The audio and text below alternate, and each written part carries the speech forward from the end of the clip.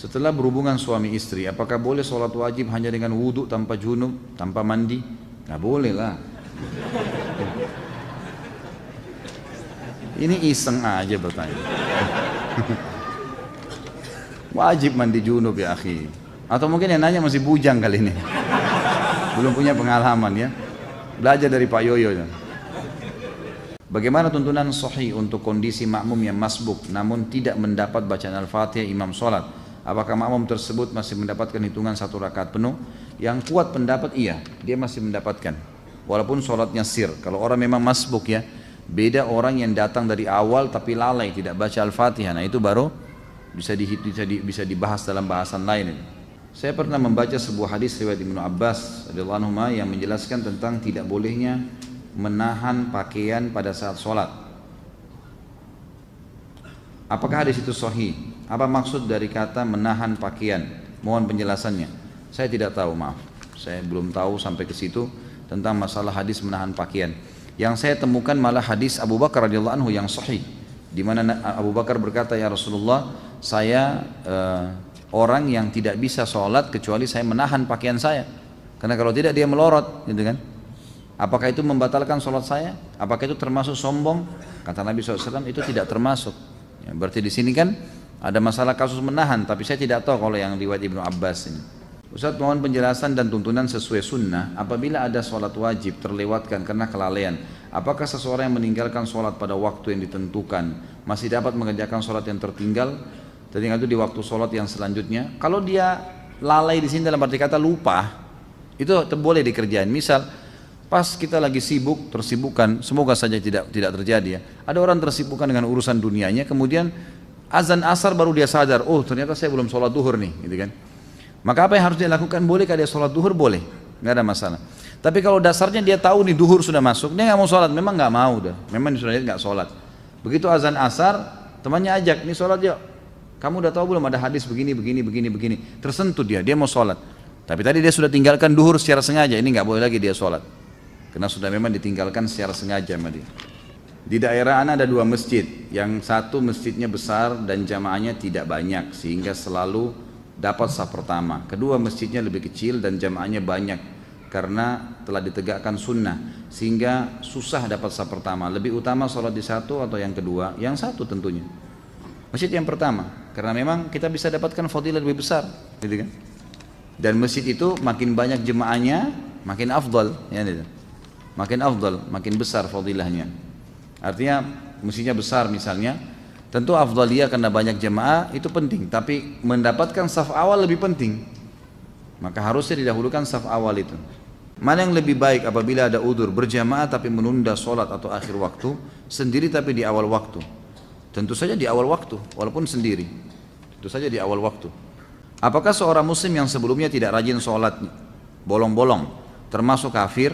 Apakah ia harus syahadat ulang, dilihat dan dilihat oleh saksi maksudnya? Enggak tentu. Kalau dia jahdan ya, kalau dia bangkang, enggak ada sholat, enggak ada hukum sholat itu. Saya enggak mau yakin. Maka itu baru kufur, dia syahadat. Tapi kalau dia cuma malas-malas, enggak perlu. Taubat kepada Allah sudah. Sekarang tinggal sholat. Di perusahaan saya sistem untuk sholat bergantian, sistem untuk sholat bergantian, tapi niat saya ingin sholat berjamaah tepat waktu. Apakah saya berdosa karena tidak sholat tepat waktu? Tidak dikatakan berdosa sebenarnya, karena masih ada pendapat ulama yang seperti tadi Imam Syafi'i mengatakan sunnah muakkadah. Saya tidak bisa mengatakan berdosa, gitu kan? Tapi dia kehilangan fadilah yang sangat banyak. Jadi kalau bilang pun, misal pun kita bisa mengambil awal waktu lebih baik. Kita pamit sama teman-teman, misalnya kita dahulu, gitu kan? Dan itu sholat juga tidak akan mengambil waktu lama. Saya juga sarankan begini, perlu difahamin ya, terikat dengan jam kerja kantor ya, itu wajib hukumnya karena antum mengikuti syarat. Kata Nabi SAW, al-mu'minuna ala syurutihim, al-mu'minuna ala syurutihim. Orang mukmin harus patuh dengan syarat yang disepakati. Misal waktu istirahat jam 12 sampai jam 1, azan setengah 1, gitu kan? Antum mulai masuk masjid sholat, ternyata harus kembali sebelum jam 1, misal 5 menit sebelum jam 1 ada absen lagi, misal contoh. Antum baru selesai sholat wajib, belum sempat sholat ba'diyah duhur, itu sudah jam 1 kurang 5 menit. Kalau sholat terlambat nih, balik kerja, maka jangan sholat sunnah ba'diyah. Karena mentaati peraturan wajib. Sementara sholat sunnah itu sunnah, gitu kan? Kecuali kita sudah balik ke kantor, ada waktu lowong, kita bisa buka sejadah dekat meja kerja kita lalu sholat, itu nggak ada masalah. Jadi harus pertemukan masalah itu ya. Jadi lakukan yang wajib saja. Pernah ada teman-teman yang di luar negeri bertanya kepada saya, Ustadz, saya kerja di luar negeri dan di luar negeri ini orang-orang non muslim, saya nggak bisa sholat gitu kan. Dan seringkali meeting di waktu-waktu pas lagi sholat gitu kan. Apa yang saya harus lakukan? Saya balik tanya begini. Saya bilang kalau seandainya Anda lagi meeting kemudian, misal ini contoh, semoga Allah muliakan kita semua. Saya kasih contoh ini, contoh orang mau ke kamar mandi, kebelet buang air besar, kebelet buang air kecil, lagi meeting, diizinin nggak? Nah, ini di sini, diizinin nggak kalau kebelet kencing, kebelet buang air besar? Meeting penting nih, miliaran, diizinin nggak? Ya nggak bisa berpikir kan kalau mau kencing gitu kan? Nggak mungkin, pasti diizinin ke belakang. Ya sudah, kita izinnya memberikan isyarat memang mau ke kamar mandi, betul kamar mandi kan? Ke kamar mandi, dan orang saya bilang lagi kalau masuk kamar mandi, lagi kebelet, pamit, lagi meeting, kalau kita butuh waktu 10-15 menit diizinin nggak? Nggak mungkin kan tengah-tengah digedor-gedor, ayo cepat gitu kan? Nggak mungkin, orang lagi buang air besar gimana? Dia harus selesaikan hajat, kalau enggak sakit perut. Maka berarti bisa dipakai itu untuk sholat tuh. Ini kalau darurat ya, sebab ada beberapa teman-teman yang pernah bertanya kalau salah dari Jepang, dari negara-negara yang memang tidak bisa mereka sholat, maka tidak ada juga musola. Bagaimana inisiatifnya? Ya saya sebagai dai harus bisa memberikan solusi nih. Kalau dia mau disuruh pulang, dia sudah terikat akad kerja di sana. Maka caranya adalah kayak tadi, pamit ke kamar mandi, memang mau kamar mandi, uduk di sana. Kemudian sholat, cari tempat yang bisa sholat di situ. Mungkin di gang, mungkin di mana, ya apa boleh buat, harus sholat. Sholat dah, sholat wajib 5 menit, 10 menit maksimal, udah kembali lagi. Tapi nggak usah dibeberkan, saya mau sholat ya pamit. Kemudian berantem kalau tidak disuruh sholat, susah. Anda sudah akad dengan orang kafir, gimana, nggak bisa gitu kan. Jadi ini namanya hiyal syari'iyah. Harus kita mencari solusi secara syar'i yang memang kita tidak kehilangan pekerjaan dan juga tidak kehilangan ibadah itu. Apa faedah bagi orang yang mengerjakan sholat gerhana dan sholat syuruk? Kalau sholat gerhana memang anjuran Nabi SAW kan, hadis sahih riwayat Bukhari. Kata Nabi SAW, kalau kalian melihat gerhana maka sholatlah, bersodakahlah dan bertasbihlah, disuruh sampai Allah menghilangkan gerhana itu dari kalian. Jadi memang ada perintah dari Nabi SAW masalah itu. Tapi apakah dia dapat pahala, apakah dia dapat misalnya apa janji-janji, itu belum pernah kita temukan riwayatnya, Allahu a'lam. Tapi yang jelas dia dianjurkan untuk dilaksanakan perintah Nabi SAW ibadah. Kalau sholat syuruk, hadis Nabi SAW, siapa yang sholat berjamaah di masjid, hadis sahih riwayat Hakim, siapa yang sholat berjamaah di masjid, ya kemudian dia duduk berzikir sampai terbit matahari, kemudian dia sholat 2 rakaat setelah itu, ya, maka dia sama dengan pahala haji dan umroh sempurna, gitu kan? Ini dikatakan oleh para ulama sholat syuruk. Manakah yang lebih utama bagi seorang perempuan, sholat di musola kantor atau pergi ke masjid? Musola boleh. Ya, kalau perempuan tidak ada masalah, di sebelah meja kerjanya boleh. Nggak ada sesuatu penekanan. Kalau laki-laki yang dianjurkan ke masjid. Apakah seorang laki-laki yang tidak sholat berjamaah di masjid berdosa? Kalau Imam Syafi'i mengatakan sholat berjamaah di masjid sunnah muakkadah, sangat ditekankan.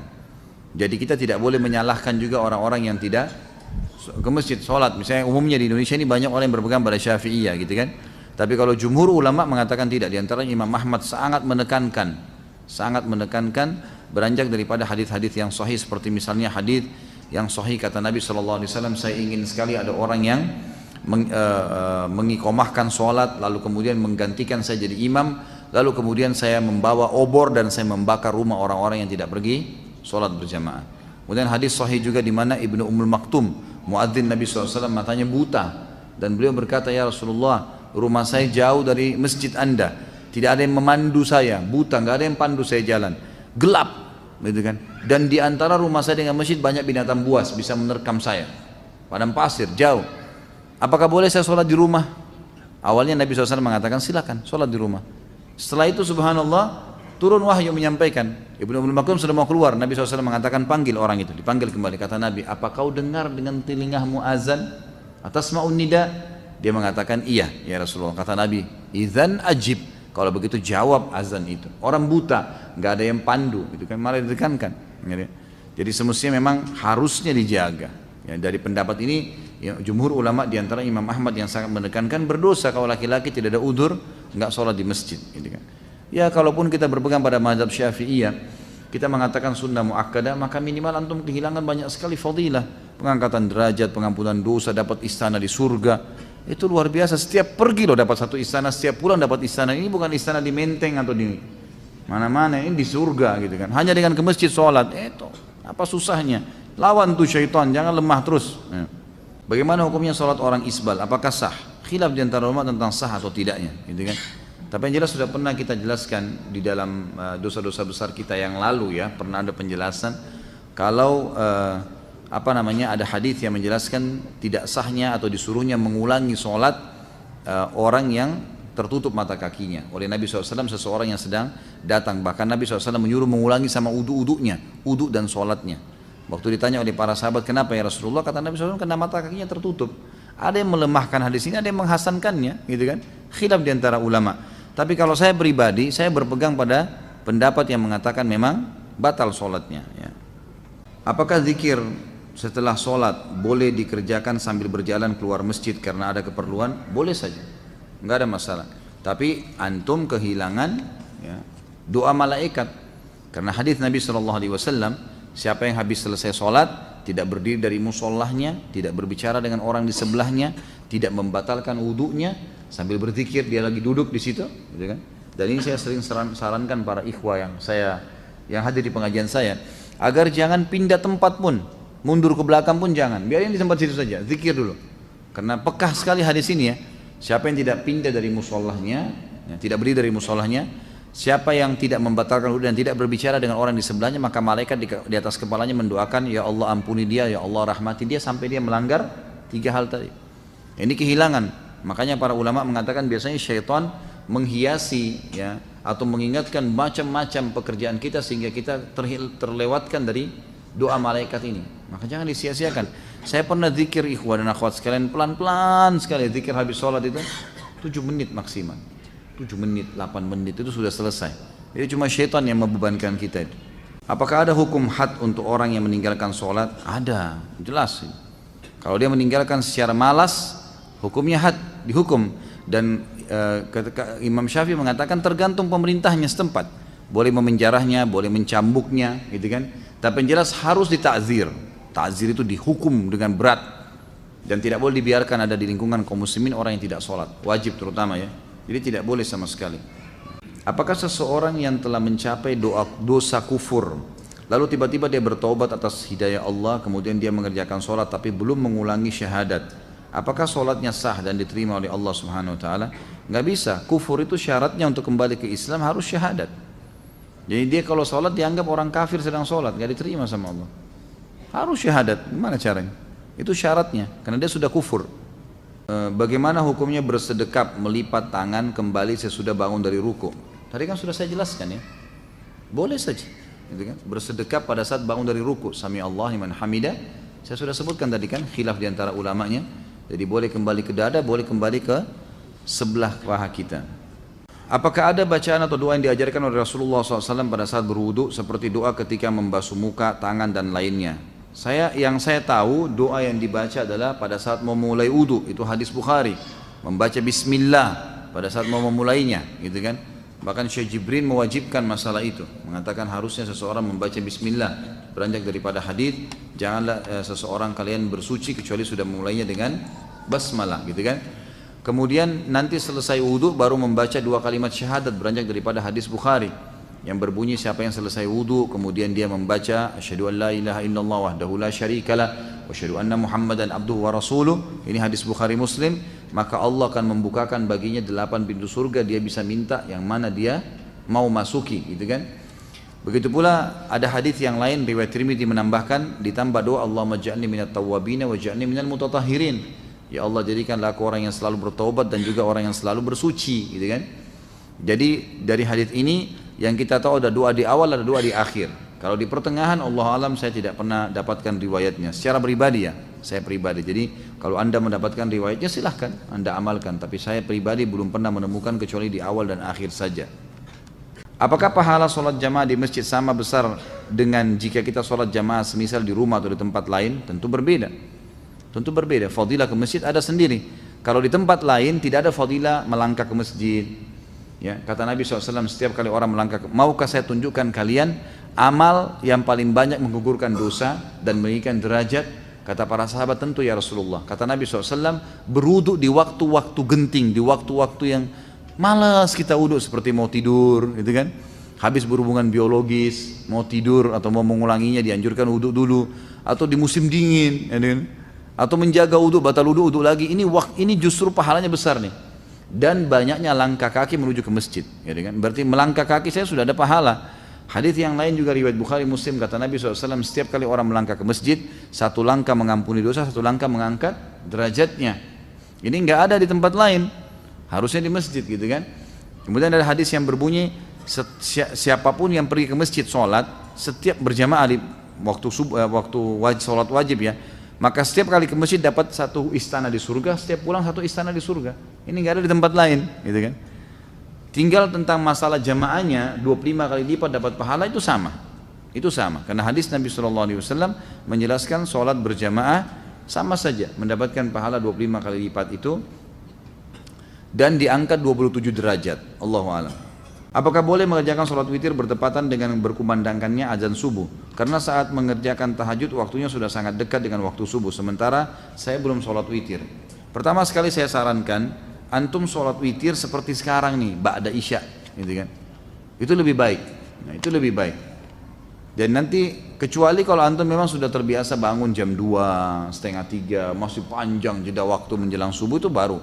Kalau enggak, saran saya jangan tinggalkan witir sebelum tidur. Nah, baik sebelum tidur atau habis ba'da isya langsung sholat witir. Itu sudah disepakati oleh para ulama, berangkat daripada hadis Bukhari, di mana sahabat-sahabat menyampaikan diantaranya, ya, Abu Hurairah anhu yang mengatakan, saya diwasiatkan kepada saya 3 hal yang saya tidak pernah tinggalkan selama hidup saya: puasa 3 hari setiap bulan, 2 rakaat sholat duha, dan saya tidak pernah tidur kecuali saya sudah witir. Agar antum tidak mengejar di malam hari kecuali sholat tahajud, gitu kan? Pertanyaan tadi, bolehkah sholat witir sementara azan dikumandangkan? Boleh jawabannya. Hadis Bukhari menjelaskan masalah itu. Bahwasanya Nabi SAW mengatakan, kalau kalian dengarkan azan, segeralah berwitir. Segeralah berwitir. Artinya masih boleh kan?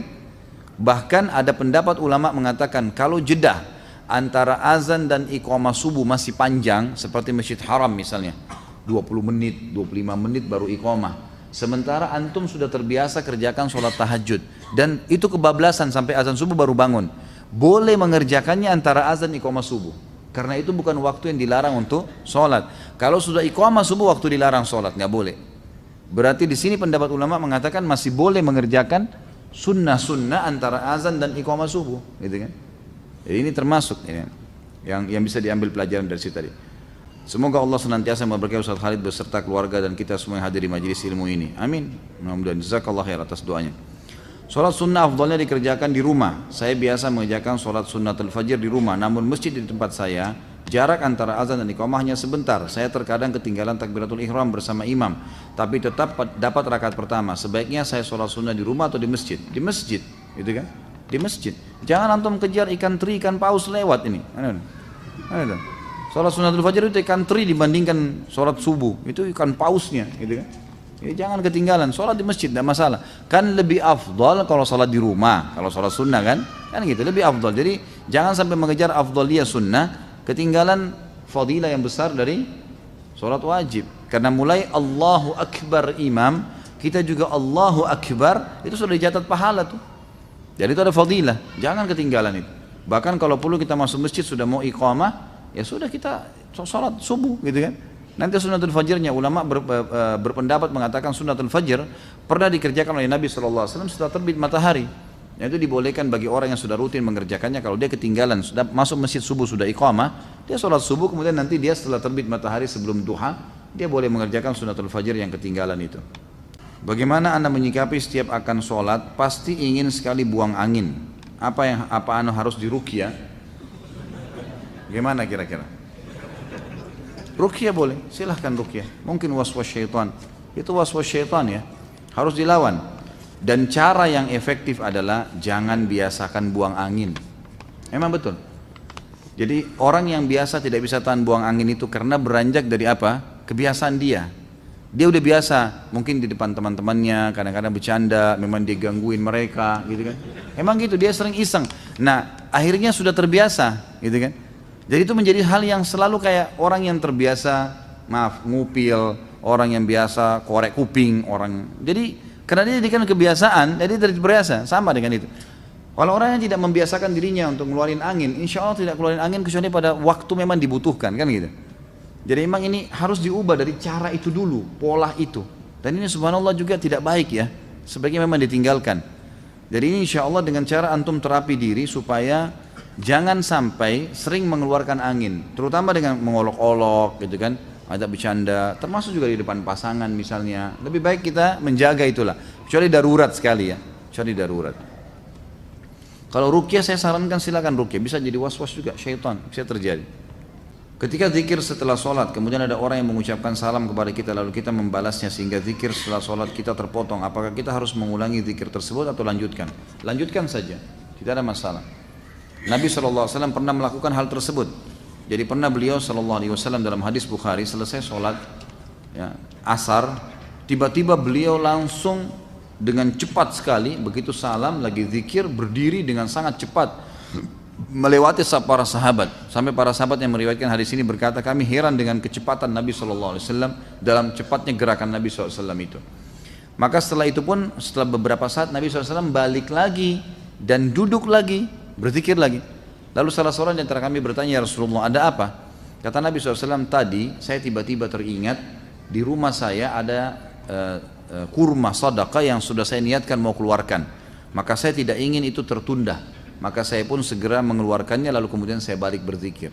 Jadi ulama mengambil daripada hadis ini, bolehnya orang kalau habis sholat, berzikir habis sholat, itu kalau ada sesuatu yang wajib baginya atau sesuatu yang darurat, dia boleh memotongnya, seperti menjawab salam gitu kan, seperti misalnya turun hujan tiba-tiba dia harus pindah karena kena air atau apalah ya yang harus memindahkan dia, maka dia boleh pindah dan kemudian dia melanjutkan zikirnya.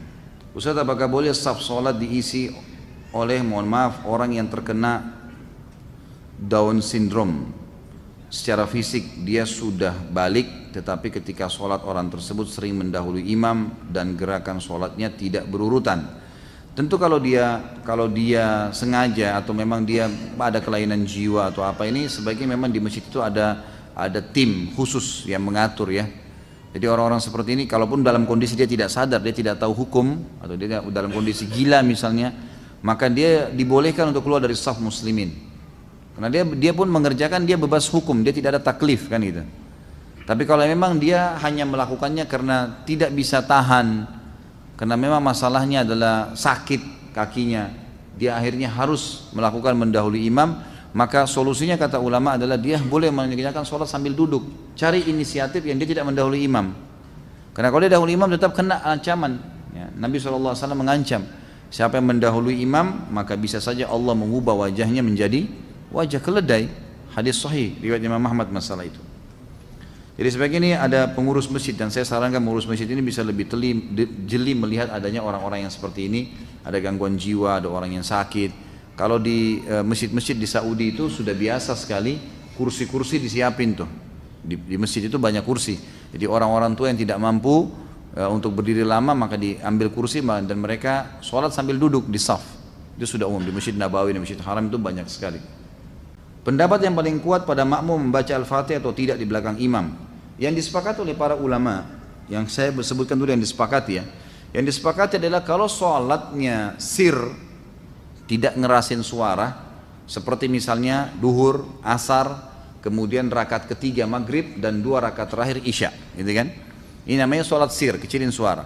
Maka wajib makmum membaca Al-Fatihah, wajib makmum membaca Al-Fatihah, gitu kan? Kecuali dalam keadaan ini khilaf ulama, bagaimana kalau dia baru membaca Ar-Rahmanir Rahim, Maliki Yaumiddin, imamnya Allahu Akbar ruku, apa yang dia harus lakukan? Jumhur ulama mengatakan ikuti imam, karena dia sudah berijtihad, dia sudah baca, gitu kan? Tapi tidak selesai, sama dengan orang masbuk, baru Allahu Akbar, imamnya kita baru baca 2 Al-Fatihah sudah ruku. Apa yang harus kita lakukan? Jumhur mengatakan ruku saja, Imam Syafi'i mengatakan tidak, harus dia baca, nggak bisa. Dan dia boleh ketinggalan untuk mengejar Al-Fatihah sampai 3 gerakan kalau dalam mazhab Syafi'iyah, gitu kan? 3 gerakan artinya ruku, sami'allahu hamidah, sampai sujud pertama. Nah itu dia boleh tetap menyelesaikan Al-Fatihahnya lalu dia mengejar imam, karena pentingnya masalah Al-Fatihah ini. Tapi kalau sholatnya jahar, ngerasin suara, subuh, 2 rakaat pertama maghrib, gitu kan, 2 rakaat pertama isya, maka ini hukumnya jumhur mengatakan tidak ada bacaan bagi makmum, kecuali imam memberikan jeda waktu. Beranjak daripada hadis yang sahih, bahwasanya Nabi SAW pernah mengatakan waladhdallin, amin. Lalu tiba-tiba sahabat di belakang berlumba-lumba baca Al-Fatihah. Jadi ada suara bergemuruh gitu. Sehingga bacaan Nabi SAW, Nabi sendiri terganggu SAW, dan makmum juga tidak konsentrasi dengar bacaan ayatnya beliau. Beliau begitu salam lalu beliau mengatakan, mali unazi', kenapa tadi saya diganggu dengan bacaan kalian? Kata perawi hadisnya, kalau saya tidak salah, Abdullah bin Umar radhiyallahu anhu berkata, mulai semenjak itu saya tidak pernah lagi membaca Al-Fatihah di belakang Nabi SAW kalau sholatnya jahar, kalau sholatnya ngerasin suara gitu. Ulama-ulama seperti Imam Syafi'i rahimahullah melihat bahwasanya orang yang membaca Al-Fatihah, baik sholatnya jahar, kerasin suara atau sir, itu wajib. Beranjak daripada hadis Nabi SAW yang berbunyi, tidak ada sholat bagi orang yang tidak membaca Al-Fatihah. Maka beliau tidak membedakan antara sholat berjamaah atau sholat sendiri. Ya, kalau sholat sendiri mutlak harus baca ya, tidak boleh sama sekali tinggalkan Al-Fatihah, batal sholatnya kalau tinggalkan Al-Fatihah. Kalau sholat berjamaah sebagaimana saya sebutkan tadi, khilaf diantara ulama itu. Imam Syafi'i semuanya, mau sholatnya jahar atau sir, semuanya harus membaca Al-Fatihah. Allahu alam, kalau kita simpulkan, kalau saya simpulkan dari pendapat-pendapat ulama ini, saya melihat kalau seandainya imamnya membaca Al-Fatihah dengan suara keras, jelas ya, kita dengar ya, kita dengar. Seperti sekarang ada mic. Lain kalau mati lampu gelap, tidak kedengaran suara atau kita terlalu jauh dari imam, itu lain. Walaupun sholat jahar tetap wajib baca Al-Fatihah tuh, karena kita tidak dengar. Karena memang Allah berfirman, umumnya ulama berpegang pada ayat ini, a'udzubillahi minasyaitonirrajim, fa idza quri'al qur'anu fastami'u lahu wa ansitu. Kalau Al-Quran dibacakan, dengarkan baik-baik dan ya telitilah, jelihlah. Berarti kasusnya adalah kalau dengar. Kalau dengar kita nggak boleh berkata yang lain, gitu kan? Nah kalau imam sholat jahar, maghrib misalnya, tapi mati lampu, kita di saf ke-5 atau ke-6, ke-7 ke belakang, nggak dengar. Atau sholat di belakang, perempuan nggak dengar sama sekali. Mereka tetap baca Al-Fatihah, selama tidak dengar. Tapi kalau mereka dengar Al-Fatihah itu, seperti tadi imam kita Masya Allah membaca misalnya, kita dengar. Dan pada saat mengatakan waladhdallin, kemudian semua mengatakan amin. Begitu selesai amin, imamnya baca langsung surah. Nah ini Allahu alam, yang lebih dekat pendapat ulama mengatakan tidak lagi baca Al-Fatihah. Kembali kepada hadis, ya, bacaan imam adalah bacaan makmum. Itu sudah ada hadis yang menjelaskan masalah itu. Tapi kalau imamnya jeli dan dia lebih faham masalah fikih menjadi imam, adalah setelah waladhdallin amin, imamnya diam jeda 7 ayat Al-Fatihah. Maka pada saat itu makmum silakan baca, gitu kan? Dia membacanya. Jadi ini tinggal tergantung bagaimana kondisi imam memberikan dia kesempatan. Allahu a'lam. Jika imam pada saat sholat maghrib pada rakaat kedua lupa tahiyat awal dan makmum mengingatkan dengan kalimat subhanallah, lalu imam turun tahiyat, apakah makmum harus sujud sahwi sebelum dan sesudah salam? Kalau imamnya sujud sahwi, maka ikut semuanya. Kalau imamnya tidak sujud sahwi, maka tidak perlu ikut sujud sahwi, gitu kan? Dan sujud sahwi ini teman-teman sekalian dilakukan kalau seseorang lagi sholat, kan sahwi itu artinya lalai ya, kelalaian. Itu kalau antum sudah pindah ke gerakan yang setelahnya. Misal, kita pas sujud, ternyata satu kali aja sujud gitu kan. Tiba-tiba kita berdiri, subhanallah, pas kita duduk untuk berdiri ke rakaat yang setelahnya, kita teringat, kayaknya tadi sujudnya baru satu kali nih. Lalu kita sujud lagi, ini nggak butuh sujud sahwi. Tapi kalau antum sudah sempat berdiri, artinya sudah pindah ke gerakan yang setelahnya sudah sempurna, baru teringat, ini aja sujud sahwi. Ini aja sujud sahwi. Sujud sahwi juga dengan 2 cara. Ada yang dikerjakan sebelum salam, ada yang dikerjakan sudah salam. Kalau gerakan-gerakan yang keliru dalam sholat, lalai, lupa, gitu kan, teringat sebelum salam, misal antum pas rakaat keempat ragu, ini 4 atau 3 ya, lalu antum tambah 1 rakaat, karena kalau kita ngingat, ya, ragu 3 atau 4, kita cari rakaat yang paling sedikit, ambil 3 misalnya. Kata Nabi SAW, kalau kalian lupa 3 atau 4, pilihlah 3. Karena kalau seandainya pun dia sholat lebih 5, maka 4 rakaatnya sudah terpenuhi. Tapi kalau dia pilih yang ya lebih banyak, dianggap 4 ternyata kurang baru 3, maka akan kurang sholatnya. Gitu kan? Kita dianjurkan memilih jumlah yang lebih sedikit. Nah kalau teringat seperti ini sebelum salam, maka sujud sahwinya sebelum salam. Setelah baca tahiyat selesai, sujudlah 2 kali dan bacaannya adalah bacaan-bacaan sujud. Ya, boleh juga ada bacaan khusus seperti misalnya bacaan yang dibaca sebenarnya dalam sujud juga ya. Ya Allah, Allahumma laka sajadtu wa bika amantu wa laka aslamtu dan seterusnya. Itu ada doanya sendiri, bisa kembali kepada buku rujukan. Kemudian boleh juga membaca bacaan sujud, tetapi di antara 2 sujud tidak ada bacaan apa-apa. Sujud sahwi ya, sujud saja baca bacaan sujud kemudian duduk sebentar lalu sujud lagi. Jadi tidak membaca lagi Rabbighfirli warhamni dan seterusnya, gitu kan. Setelah itu berdiri baru salam sholat. Imam lakukan ini, Anda juga harus lakukan walaupun imamnya yang lupa tadi, gitu kan. Karena kita kalau sholat berjamaah berbeda. Innama ju'ilal imam liyutamma bihis sholah, kata Nabi SAW. Imam dijadikan untuk menyempurnakan sholat seseorang atau pengikutnya. Kalau seandainya antum sudah bubar sholat, ini sudah selesai sholat, salam, begitu kita lagi zikir ada di belakang kita tepuk. Akhi, ukhti, kayaknya tadi rakaat anda ini kurang 1. Tadi kayaknya ikut sama saya ini sama-sama. Saya masbuk 2 rakaat, anda juga tadi 2 rakaat, tapi kenapa anda cuma tambah 1 rakaat? Kita diingatkan, lalu kita ingat, oh begitu ya, baik. Langsung berdiri pada saat itu. Berdiri tambah 1 rakaat. Lalu sampai salam, selesai salam baru sujud sahwi. Sujud sahwinya setelah salam, karena ingatnya juga setelah salam. Dan ini beranjak daripada hadis Bukhari. Nabi SAW pernah sholat asar 2 rakaat salam. Maka para sahabat diam semua, nggak ada yang nyaut. Tapi mereka bimbang, kok jadi 2 rakaat asar nih, gitu kan? Sampai Nabi SAW berzikir, Nabi SAW tidak ingat rupanya. Sampai berzikir, habis selesai zikir, tradisi Nabi SAW habis zikir, langsung berdiri pergi ke pintu masjid, lalu menunggu sahabat-sahabat yang mengeluh. Atau yang menyampaikan apa sesuatu permintaan dan seterusnya. Ada satu sahabat mendekati mengatakan, ya Rasulullah, apakah turun wahyu? Ada wahyu baru turun mengubah asar jadi 4 menjadi 2, gitu kan?